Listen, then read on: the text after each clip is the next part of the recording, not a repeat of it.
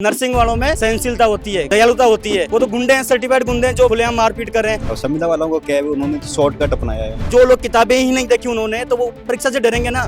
तो nursing profession में हम लोगों की सेवा करने के लिए आए, लोगों की जान लेने के लिए नहीं आए। कि जो लोग संविदा निविदा ठेका पड़ता, जिसमें किसी भी आरक्षण का कोई क्राइटेरिया नहीं होता। जो स्टूडेंट पढ़ाई कर रहे हैं, कोचिंगों में पैसा दे रहे हैं, उनकी मेहनत का परिणाम तो कहीं ना कहीं मिलना चाहिए ना। इनकी जो इम्पैथी सिंपैथी होती है, वो तो गुंडे हैं, इनको पकड़ के कल मारने लग गए। हमारे पास 10-15 कोई लोग नहीं है। हमारा जॉइंट वर्किंग संगठन है, वो 1 लाख हमारे नर्सिंग कर्मचारी है, 50,000 फार्मासिस्ट है और 50,000 एएनएम है और बाकी के पैरामेडिकल के हैं। नमस्कार, मैं राकेश रवानिया, आप देख रहे हैं अपडेट इंडिया। प्रदेश की राजधानी जयपुर में नर्सिंग अभ्यर्थी लगातार आपस में भिड़े हुए हैं, चाहे मेरिट बोनस की मांग को लेकर हो, चाहे फिर रिटर्न परीक्षा की मांग को लेकर हो। कल ऐसा ही मामला हुआ जब दोनों ही गुट आमने सामने हो गए और यहाँ तक कि मामला सोडाला पुलिस थाना में पहुंच गया। अभी रिटर्न परीक्षा वाले अभ्यर्थी हैं, नर्सिंग कर्मी। मैं इनसे बात कर लेता हूँ। अभ्यर्थी सर, क्या नाम आपका? मेरा नाम सीताराम गुजर है, मैं जॉइंट वर्किंग कमेटी का सदस्य हूँ। हम 2 लाख बेरोजगारों की तरफ से हमारा संगठन हमारी परीक्षा की डिमांड की मांग कर रहा है। हम कल मुख्यमंत्री आवास ज्ञापन देने ओएसटी साहब से मिलने गए थे। मैं और शंकर जी हमारे सदस्य, दोनों सदस्य अंदर चले गए थे। पास बना के जब ओएसटी साहब से मिले, हमने वहाँ से रिप्लाई लिया और हमारा ज्ञापन सबमिट करवाया। उसके बाद में हम हमारी बाइक पे घर जाने के लिए निकल गए। तो हम जब सोडाला मेट्रो स्टेशन बत्ती पे पहुंचे तो वहाँ से जो हमारा जो दूसरा पक्ष है, जो सीधी भर्ती चाहता है, कोई परीक्षा नहीं देना चाहते, वो लोगों ने हम पर एकदम से हमला बोला। उसमें 3-4 लड़कियां थी और 6-7 लोग थे। पहले हमारी कहीं भी कोई मुलाकात नहीं हुई।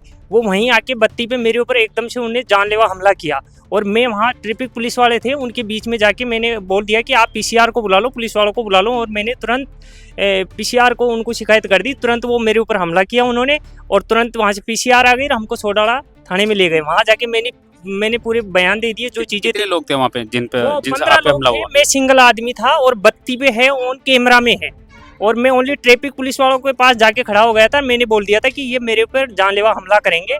हमारी मांग है कि परीक्षा से ये गुट है दूसरा जो सीधी भर्ती चाहता है और ये मतलब लड़कियों को आगे करके मेरे ऊपर आरोप प्रत्यारोप करना चाहते हैं। तो मैंने पुलिस वालों को बचने के लिए, मेरे बचाव के लिए मैं पुलिस वालों के साथ खड़ा हो गया और मैंने मेरी पूरी स्थिति बता दी। वो लोग मेरे पे हमला करने लग गए। इतने में पीसीआर आ गई। पीसीआर आके हमें पुलिस थाने में पहुंचा दिया और वहाँ पे उन लोगों की गिरफ्तारी हुई, उन 3 लड़कियों की भी और दूसरे 5-6 लोग थे उनकी भी गिरफ्तारी हुई और पुलिस ने अच्छी कार्रवाई की उनके ऊपर। और फिर हम वहाँ से बयान दे के मैं और शंकर जी हम हमारे घर निकल गए। डिपार्टमेंट एक मांगे अलग अलग, एक रिटर्न परीक्षा की, तो दूसरी तरफ संविदा वाले बैठे। और संविदा वालों को क्या है, उन्होंने तो शॉर्टकट अपनाया है, क्योंकि शुरू से काफ़ी टाइम से 15 साल से भर्ती आ रही हैं, वो शॉर्टकट तरीके से आ रही हैं। तो वो ये चाह रहे हैं कि हमारा वही मेथड लागू रहे जो अब तक होता हुआ आ रहा है। लेकिन जो एग्जाम मतलब जो स्टूडेंट पढ़ाई कर रहे हैं, जो कोचिंगों में पैसा दे रहे हैं, एक बात होता वो काफ़ी टाइम से दिन रात एक कर रहे हैं, तो उनकी मेहनत का परिणाम तो कहीं ना कहीं मिलना चाहिए ना।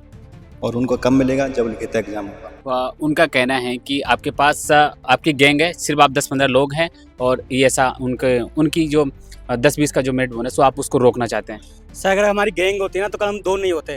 पहली बात तो ये है, गैंग हमारी है ही नहीं। हमारे ऊपर मिथ्या आरोप लगा रहे हैं। पैसा कहाँ से आ रहा है, कहाँ से नहीं आ रहा है, उनको पता है कि उनके पास कहाँ से आ रहा है। वो अपनी जॉब छोड़ के 15-20 दिन से यहाँ बैठे हैं धरने पे लगातार। कहाँ से वो जॉब कर रहे हैं, कहाँ वो जॉब छोड़ के बैठे हैं, उनके पास कहाँ से फंड आ रहा है, ये चीज़ एक जानने का विषय है। और वो जॉब छोड़ के बैठे, तो मैं सरकार से निवेदन करना चाहता हूँ कि वो लोग जब जॉब छोड़ के बैठे हैं, रोज धरने दे रहे हैं, तो वो अपनी जॉब पे नहीं जा रहे, तो उनकी सैलरी कहाँ से आ रही है, कहाँ से उनके पास पैसा आ रहा है। दूसरी चीज़ ये है कि वो बोलते हैं कि हमारे पास एक्सपीरियंस है, हम एग्जाम नहीं दे सकते। तो एक एक्स सर्विसमैन जो 18 साल देश की सेवा करके वापस आता है, उसको भी आके यहाँ पे एग्जाम देना पड़ता है। वो भी अपनी पात्रता को साबित करता है कि मैं एक्स सर्विसमैन यहाँ के। और वो तो आर्मी का बंदा आके दूसरे विभाग की एग्जाम की तैयारी करता है। तो उनको जब वो तो मेडिकल डिपार्टमेंट में काम कर रहे हैं, उनको वहाँ पे काम करने का एक्सपीरियंस है। वो रात दिन बोलते कि हम तो पेशेंट के बीच में रहते हैं, पेशेंट आईसीयू में काम करते हैं। तो भाई जो पेपर आएगा उसमें आईसीयू के क्वेश्चन आएंगे, पेपर के क्वेश्चन आएंगे, प्रैक्टिकल बेस्ड क्वेश्चन आएंगे। उसमें प्रैक्टिकल बेस्ड जब क्वेश्चन आएंगे तुम उनको लेने से तुम्हारी क्यों एग्जाम देना चाह रहे हो? या तो तुम्हारी डिग्रियां खराब है या तुम बैकडोर एंट्री लेके लगे हो, तुमने कभी किताबों की शक्ल ही नहीं देखी है। और जब जो लोग किताबें ही नहीं देखी उन्होंने, तो वो परीक्षा से डरेंगे ना। या तो फिर प्रैक्टिकल जो काम करते हैं वो इतना ही काम करते हैं कि बस अपना काम हो गया। संविदा पे बैठे, क्या वो बैकडोर से एंट्री करके बैठे? 100% बैकडोर एंट्री वाले हैं। ओनली 1617 बंदे हैं जो एनएचएम से लग के एग्जाम देके लगे हैं। इसके अलावा बाकी जो लोग संविदा निविदा ठेका पड़ता, जिसमें किसी भी आरक्षण का कोई क्राइटेरिया नहीं होता। वहाँ पे एक वैकेंसी आती है कि हमको इतने मजदूर की आवश्यकता है। बाकायदा अखबार में विज्ञप्ति आती है कि इतने मजदूरों की आवश्यकता है। मजदूर जब विज्ञप्ति ली जाती है उसमें किसी प्रकार का आरक्षण का कोई फॉलो नहीं किया जाता।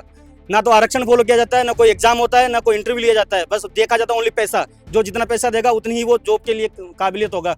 अगर जॉब लेने का तरीका अगर अपनी मजदूरी करके पैसे देके अगर जॉब ली जाती है, तो मैं राजस्थान के 3 लाख जो युवा बेरोजगार जो अपनी पढ़ाई करें, रात दिन करें, तो उनको बोलना चाहूँगा कि अपनी किताबें छोड़ो, तुम भी किसी ना किसी नेता के घर के बाहर बैठ जाओ, यात्रा निकालो, रेलें निकालो। इन्हीं करने से अगर मिलता है तो मैं, मेरी पूरी टीम और हमारे जितने बेरोजगार युवा हैं, हम राज्यपाल के यहाँ ज्ञापन देंगे, हमारी किताबें उनके यहाँ रखे आएंगे, उनको बोलेंगे कि राजस्थान में परंपरा चल रही है कि बैकडोर एंट्री से लग जाओ, उसके बाद में एग्जाम देने की कोई जरूरत नहीं है, तुमको धरने देने हैं, रात दिन किसी मंत्री के घर के बाहर बैठना है और तुमको नौकरी मिल जाएगी। संविदा पे जो बैठे हैं वहाँ पे अभी 10 दिन से दुर्गापुरा धरने पर बैठे हैं, उनका भी यही कहना है कि जो बैकडोर से आ रहे हैं, यानी जो ठेका प्रथा है उसको समाप्त किया जाना चाहिए, वो उसका विरोध कर रहे हैं। सर स्वागत योग्य है, अगर वो ये चीज़ बोल रहे हैं कि ठेका प्रथा बंद करनी चाहिए, तो सबसे पहले उनको बता दूं, सरकार ने उनके लिए CSR रूल बना दिया, तो उनको सरकार को इस चीज़ के लिए उनको लड़ना चाहिए कि हमको CSR रूल के अंदर लेना चाहिए, ना कि परमानेंट 4200 ग्रेड पे की नौकरी उनको दे दी जाए। एक 4200 ग्रेड पे की नौकरी जिसपे पूरी सरकार बदल गई है, SI लेवल की वैकेंसी है जिसपे सीधा जाना चाहते हैं, और पूरी की पूरी भर्ती उन्होंने ठेकेदारों को दे दी, इसमें कहीं है ही नहीं। और ये मुद्दा बेरोजगारों का, संविदा वालों का नहीं, मुद्दा राजस्थान की 8.25 करोड़ की जनसंख्या का है, जिन लोगों को मेडिसिन देना नहीं आती, जिन लोगों को काम नहीं आता, जो लोग बैकडोर एंट्री से लगे हैं, जिन्होंने आरक्षण का फॉलो नहीं किया, उसमें कोई क्राइटेरिया ही नहीं है, उनको कोई नर्सिंग की जो सिंपैथी होती है, वो तो गुंडे हैं, इनको पकड़ के कल मारने लग गए। जो एक नर्सिंग वाला था उसके मन में एक दयालुता होती है, अपने पेशेंट के लिए केयर करने के लिए सिंपैथी होती है, इम्पैथी होती है। इन लोगों में सिंपैथी नाम के कोई शब्द ही नहीं है, उन्होंने शायद ये शब्द पहली बार आज सुनेंगे, अगर आपसे सुनेंगे तो सिंपैथी। नर्सिंग वालों में सहनशीलता होती है, एक दयालुता होती है, वो तो गुंडे हैं, सर्टिफाइड गुंडे हैं जो खुलेआम मारपीट कर रहे हैं। तो परसों पहले रोज अभी यहाँ पे अपने यहाँ पे दौसा में कांड हुआ, जिन्होंने नर्सिंग स्टाफ ने अटेंडर के साथ मारपीट कर दी। अरे यार, तुम नर्सिंग स्टाफ हो, तुम्हारे भरोसे वो लोग वहाँ आते हैं, तुम उनकी सेवा करने के लिए बने हो, ये गुंडागर्दी करने के लिए नहीं है। गुंडागर्दी वाले नर्सिंग वाले हो ही नहीं सकते। सबसे बड़ा सवाल, पिछले 10 दिन से संविदा कर्मी वहाँ पर बैठे हैं, तो दूसरी तरफ आप भी लगातार मंत्रियों से मिल रहे, विधानसभा में सवाल उठा था, कैसे देख रहे, असमंजस की स्थिति पैदा हुई है सरकार के सामने?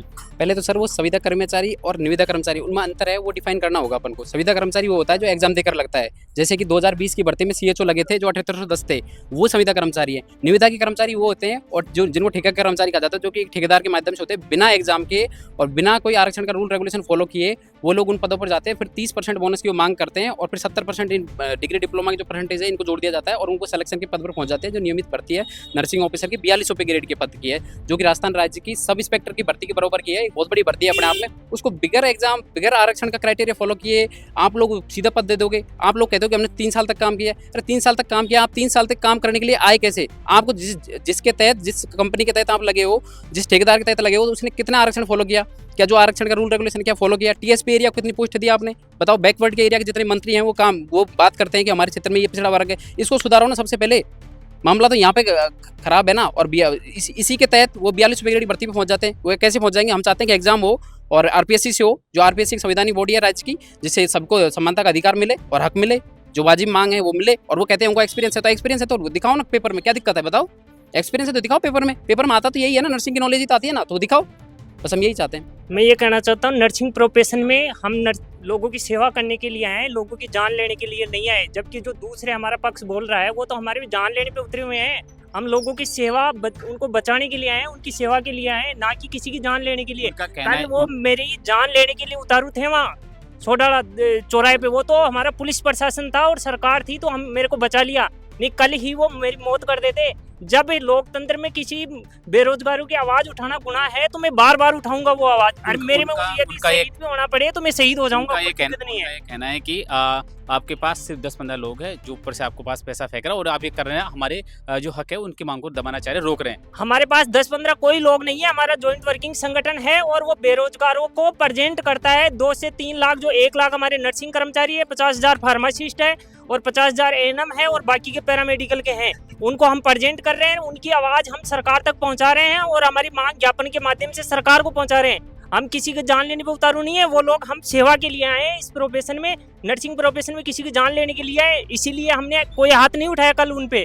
और हम तो ओनली मुख्यमंत्री आवास में ज्ञापन देके सबमिट करा के हम हमारे घर जा रहे थे। उन्होंने अचानक एक साजिश के तहत हमारे ऊपर हमला किया। हम हमारे पूरे बेरोजगार यूनियन के जो भी लोग हैं इसकी निंदा कर रहे हैं।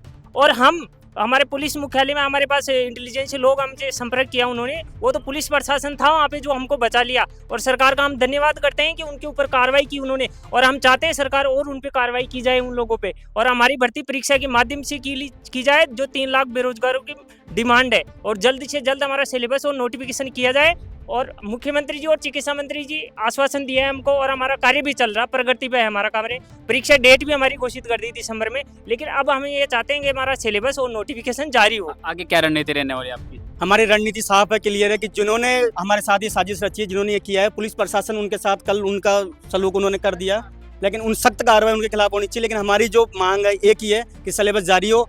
सरकार को ये चीज़ें क्लियर करनी चाहिए कि जब एग्जाम हो रहा है तो सिलेबस जारी करके जल्दी से जल्दी, और ये जो दो धड़ों में जो लड़ाई हो रही है उसको बंद करने का सरकार काम करे और सरकार युवाओं के साथ न्याय करे। 3 लाख जो बेरोजगार युवा है एग्जाम देना, अरे हम एग्जाम ही तो मांग रहे हैं यार, कौन सी सीधी बैकडोर एंट्रियां मांग रहे हैं, एग्जाम ही तो मांग रहे हैं। एग्जाम सब कुछ पूरे डिपार्टमेंटों में एग्जाम हो रहा है, तो एक नर्सिंग ही ऐसा क्यों, हमारे साथ ऐसा भेदभाव क्यों? 108 एम्बुलेंस में 2 कर्मचारी होते हैं, एक ड्राइवर होता है, एक नर्सिंग स्टाफ होता है। जब ड्राइवर को बोनस नहीं दिया जाता तो ये कौन लोग हैं जो आके बोनस की मांग कर रहे हैं? क्यों? ये मैं पूछना चाह रहा हूँ कि हर डिपार्टमेंट में सुविधा प्रथा चलती है, तो एक नर्सिंग ही ऐसा पैसा क्यों, या मेडिकल डिपार्टमेंट ऐसा पैसा क्यों, जिन इन लोगों को सीधा बैकडोर एंट्रियां देके उनको परमानेंट कर दिया जाता है, और डिपार्टमेंट में ऐसा क्यों नहीं होता? ये सरकार से भी पूछना चाहता हूँ कि जब और में नहीं होता तो नर्सिंग और मेडिकल डिपार्टमेंट हमने उनका कौन सा बुरा कर दिया भाई? हमको भी तो एग्जाम ही तो मांग रहे हैं, हम कौन सा सीधी नौकरी मांग रहे हैं, कौन से हम धरने दे रहे हैं? हम तो सरकार के साथ मिलकर चाहते हैं कि सिस्टम सुधरे, राज्य की 8.25 करोड़ जनसंख्या के साथ न्याय हो, उनको अच्छा नर्सिंग स्टाफ मिल सके, जिसे बार बार जो घटनाएं होती है, जो बहुत मरीजों के साथ मिसबिहेव होता है, जो आगजनी घटनाओं में लोगों को नहीं दिया जाता, बार बार गलत मेडिसिन बढ़ रही है, और ये जो लोग हैं जो राज्य की जनसंख्या के साथ खिलवाड़ कर रहे हैं, बार बार गलत ब्लड चढ़ रहे हैं, जब इनको कुछ चीज़ें मालूम ही नहीं होती, कहाँ से पढ़ के आए हैं, कहाँ से नहीं पढ़ के, उनका कोई बैकग्राउंड ही नहीं है, और वाकई बोल रहे हैं कि हमको परमानेंट कर दो। ये कतई स्वीकार्य नहीं है राज्य की 8.25 करोड़ जनसंख्या को भी और राजस्थान के 3 लाख बेरोजगार युवाओं को भी। तो डिपार्टमेंट एक मांगे अलग अलग, यानी कि 2 दौड़ों में बट गए हैं नर्सिंग अभ्यर्थी। एक तरफ तो संविदा कर्मी जो लगातार पिछले 10 दिन से दुर्गापुरा पर धरने पर बैठे, तो दूसरी ओर जो रिटर्न परीक्षा की मांग कर रहे हैं नर्सिंग अभ्यर्थी,